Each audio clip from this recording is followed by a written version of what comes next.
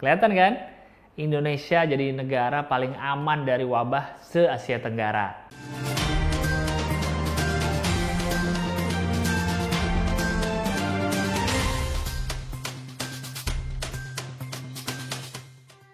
Selamat pagi pemirsa, selamat datang di Liputan Petang Dunia dalam seputar berita Indonesia bersama saya, Gilang Baskara. Kangen ya? Maklum, kami harus nabung dulu. Makanya, sponsorin dong acara ini. Kali ini, kami akan menemani Anda dengan berita-berita terbaik sepanjang tahun 2020. Indonesia adalah negara terbaik dalam menangani wabah. Kita pakai kata wabah agar AdSense bisa masuk. Omnibus Law jadi contoh betapa berkualitasnya pejabat-pejabat kita. Inilah Liputan Petang Dunia dalam seputar berita Indonesia episode Kaleidoskop. Berita pertama. Wabah menyerbu Indonesia sejak Maret 2020 dan sejak itu pula pemerintah kita menunjukkan kualitas terbaiknya. Mulai dari promo wisata, ngajak damai dengan wabah, sampai melaksanakan pilkada. Untuk memuji aksi pemerintah, kami undang pengamat pernikahan, perceraian, lingkungan hidup, jalan raya, teknologi, toleransi, asmara, permudikan, psikologi, media sosial, konten YouTuber, anggaran, dan kesehatan. Bung Gilbas.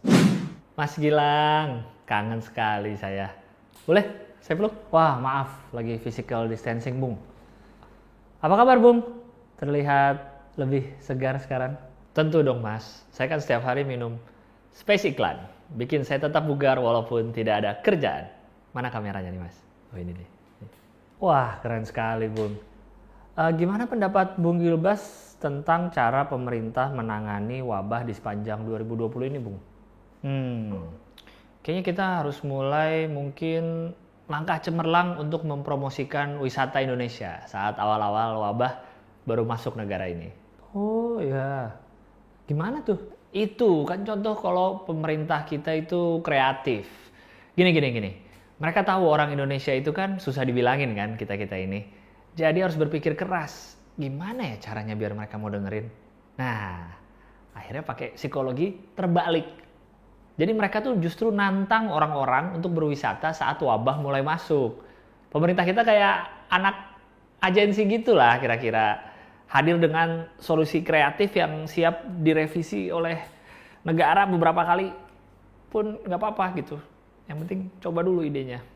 Terus kalau yang soal berdamai dengan wabah tuh gimana? Ini. Orang yang banyak yang nganggep ini adalah ekspresi pasrah. Salah. Ini justru cara pemerintah untuk menguatkan mental rakyat Indonesia. Jadi itu sebenarnya negara menggunakan metode self-healing. Kayak di yoga gitu loh, meditasi, self-love, kayak gitu. Tujuannya apa? Biar kita menghargai diri sendiri dan bermental baja. Contohnya gini, misalnya kita kena bully atau kena body shaming. Nah itu kan caranya adalah kita harus berdamai dengan diri kita sendiri. Baru kita bisa tahan menerima body shaming tadi. Sama kayak negara. Jadi rakyatnya mentalnya kuat, akhirnya bisa kuat juga menghadapin wabah yang lagi datang itu. Anda tahu banyak juga ya tentang self-healing. Nah, kalau soal pilkada tuh bagaimana? Nah, kalau pilkada mah tuh lain cerita. Walaupun orang-orang nganggapnya pilkada jalan terus karena ada politik dinasti, nah itu mah nggak bener itu. Hak politik masyarakat kita itu lebih penting loh daripada hak masyarakat untuk sehat. Coba lihat yang lagi isolasi. Tetap pada bisa milih kan?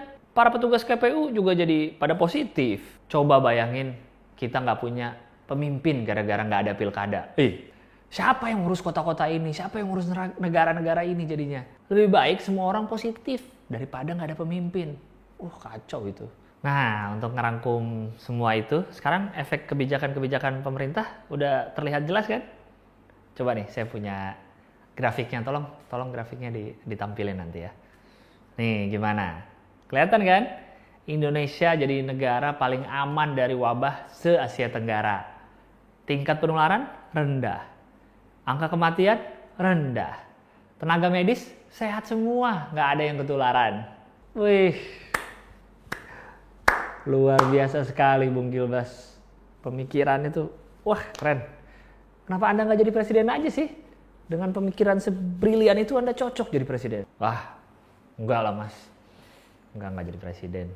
Tapi makasih loh atas pujiannya. Saya tersanjung sekali. Kalau gitu saya pamit dulu ya. Jadi begitu pemirsa pandangan Bung Gilbas tentang isu wabah sepanjang tahun 2020 ini. Saya kira saya udah paling pintar di sini. Ternyata nggak ada yang bisa ngalahin otak encer dari beliau itu. Jangan kemana-mana, kami akan kembali setelah pesan-pesan berikut ini.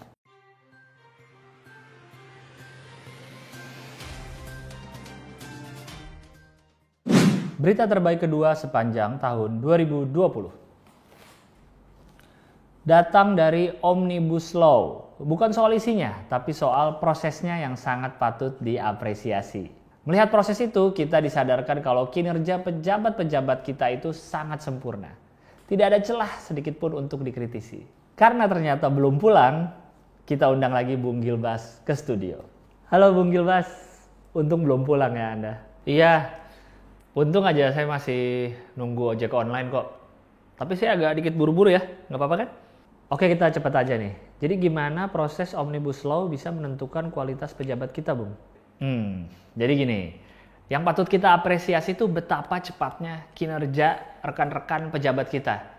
Bayangin, bikin undang-undang kan biasanya tahunan. Ini dalam hitungan bulan aja loh. Pertama kali itu dari April sampai Oktober udah. Dan bukan lagi masa-masa biasa loh. Lagi masa wabah kayak gini bisa bikin undang-undang 5 bulan. Wah luar biasa. Pasti kan mereka sampai begadang-begadang gitu tuh. Pada capek matanya saya lihat. Padahal ya prosesnya itu kan banyak banget dan harus dilakukan dengan teliti.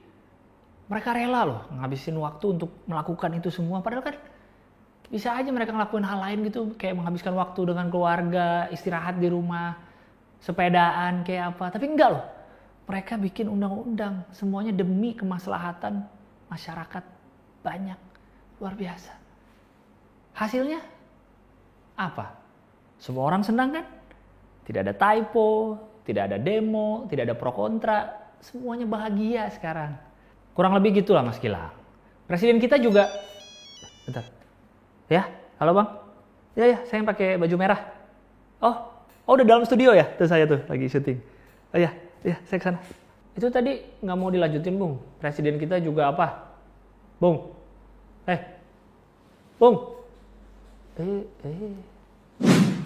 Sayang sekali pemirsa, Bung Gilbas harus pamit duluan. Tapi ya kurang lebih seperti itulah prosesnya. Luar biasa cepat, teliti, tidak ada celah, tidak ada kritik, dan mengakomodir semua pihak. Sekian liputan petang dunia dalam seputar berita Indonesia. Jangan lupa ditonton part 2-nya ya. Saya mewakili semua kru yang bertugas mengucapkan selamat malam.